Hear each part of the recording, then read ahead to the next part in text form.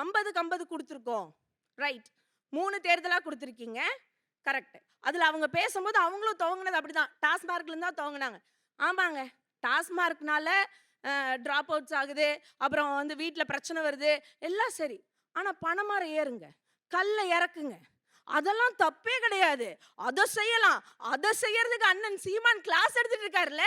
அது மட்டும் தப்புன்னு இந்த சமூகத்துக்கு தெரியாதா? அப்ப அதையெல்லாம் நம்ம கேட்கணுமா இல்லையா? இத பத்தின சிந்தனைகள் யார் இருக்கு? அப்புறம் இன்னொன்னு சொன்னாங்க. ஏங்க நீங்க என்ன நினைச்சிட்டு இருக்கீங்க?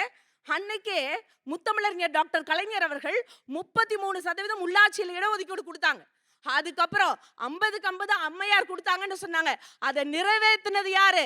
இன்னைக்கு அதிகாரத்துல 11 மேயர், 68 சேர்மன், 245 பிரசிடென்ட் உட்கார வச்சது திரு முத்துவேல் கருணாநிதி ஸ்டாலின்கிற மகத்தான மனிதனுடைய ஆட்சி அப்படின்னு சொன்னா சித்ரா காஃபி